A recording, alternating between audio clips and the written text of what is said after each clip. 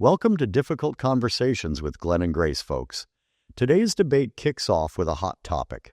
President Trump's recent threat towards Apple, a 25% tariff unless they move iPhone production to the U.S. Quite a bold move, wouldn't you say? Yeah, wow. It's a pretty striking headline. But what's really behind that threat? Is it like just political posturing, or is there some economic logic behind it? Well, that's the million-dollar question. The idea is, on the surface anyway, that moving production home would support American jobs. But when you dig a little deeper, it's kind of detached from economic reality. Yeah. It's more like an easy slogan than a workable plan. Right. I mean, we're talking about Apple here. Huge numbers. They sold over 225 million iPhones last year alone. Shifting that production would mean overhauling an entire hyper-efficient system built in Asia. Exactly. And that efficiency is a direct result of decades of development in countries like China and Vietnam. Think about it. Apple relies on an ecosystem of low-cost, high-speed, and high-volume manufacturing. That's not something you can just replicate overnight in the U.S. True, but couldn't Apple build a facility in the U.S. and, improve conditions for workers? It sounds like a win-win if American labor standards were applied. Well, here's where it gets tricky. Let's look at the numbers.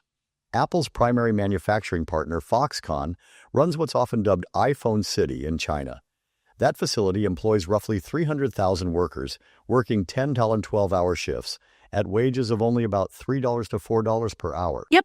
In the U.S., factory wages hover around $25 to $30 per hour, not to mention the more stringent labor laws. So if Apple moved production stateside, the cost per iPhone could jump by $100 to $200 or even more, right? Exactly. And think about it. If the prices go up too much, Apple risks pricing itself, or American consumers, out of a fiercely competitive global market. It's like trying to renovate an engine with parts that don't even fit properly. And then there's the whole global supply chain aspect. I mean, an iPhone comes with like 1,900 components from over 30 countries, doesn't it?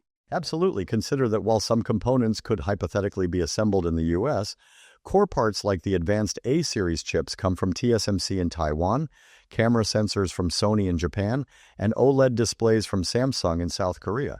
Moving just the final assembly doesn't solve the enormous logistical puzzle. Right, so if Apple tried to do this, they'd still be importing components, which would just drive up costs and complexity.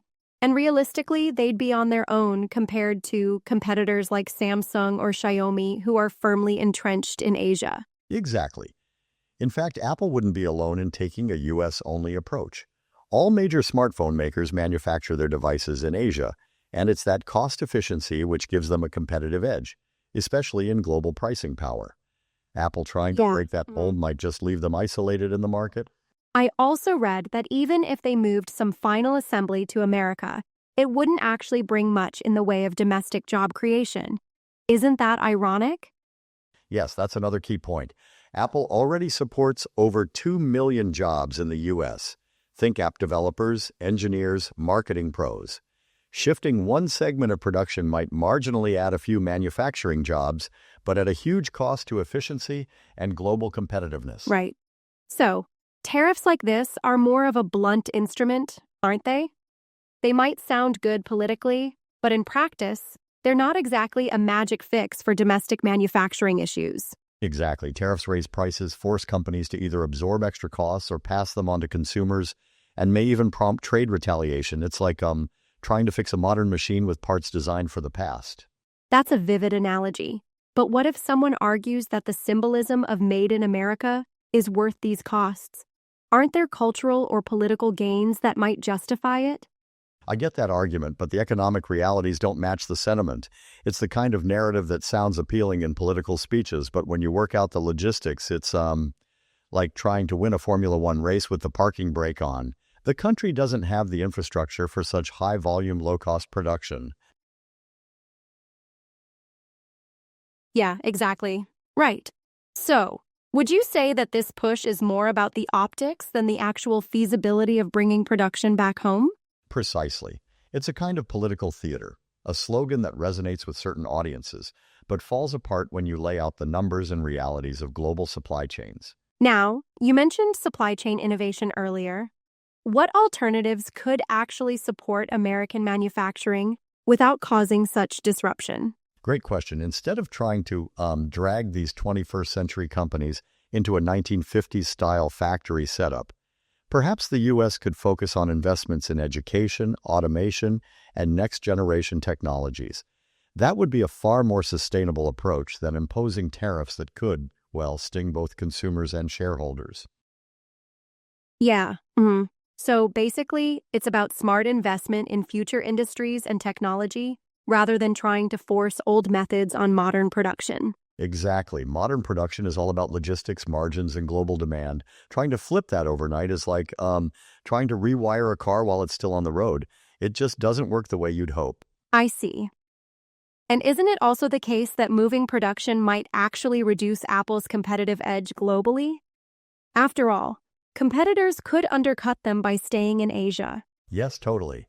If Apple were the only major smartphone maker paying higher wages and adhering to a slower, more costly production process, they'd lose their pricing power. That would ripple out in the global market, reducing demand not only in the US, but everywhere. Right. Now, here's where I do have a bit of a challenge. Some might argue that a 25% tariff could incentivize companies to innovate locally. And isn't there some merit in that idea? I hear that argument, but realistically, the kind of efficiency Apple enjoys in Asia isn't easily replicated from scratch. Even if innovation spiked, it would take years, decades even, for the U.S. to build an ecosystem that supports large-scale smartphone production in a cost-effective way. And in the meantime, it would likely harm economic stability in Yeah, markets. exactly. That makes sense. So while innovation is important, using tariffs as the catalyst is a bit like using a sledgehammer to crack a nut. It's too blunt an instrument. Right on. Tariffs are not a nuanced solution to complex global supply networks. They end up raising prices, which ultimately hurts consumers, and can even trigger retaliatory measures from trade partners. Absolutely. So, what do you think is the takeaway here for policymakers and the public when they hear these kinds of statements? The takeaway is simple. We need smarter conversations rooted in economic literacy rather than catchy slogans. Instead of imposing tariffs that risk widespread disruptions, the focus should be on investing in education, retooling industries through automation, and preparing for the next phase of technological evolution. Right, because at the end of the day, if we try to force a change that defies the current global setup, it could backfire in ways that affect every aspect of a high-tech economy. Precisely. And it really highlights a broader issue. Sometimes political narratives, no matter how appealing, tend to ignore the intricate details of global economics. That's where conversations like these become crucial. Absolutely. It's about unpacking those numbers and understanding the real-world implications behind every headline. I mean, you wouldn't start a renovation without a blueprint, right? Exactly. And trying to reassemble an iPhone production line from scratch in an environment that isn't built for it is a bit like trying to rebuild a house on shifting sands. You might get something standing, but it'll likely crumble under pressure. Right. So, while the image of Made in America is appealing, we have to balance that with the cold, hard facts of production costs and global logistics. Right? And that's why it's important for both policymakers and the public to look beyond the slogans. There's a need to embrace a more nuanced, economically literate approach to manufacturing decisions in the modern world. Yeah, well said.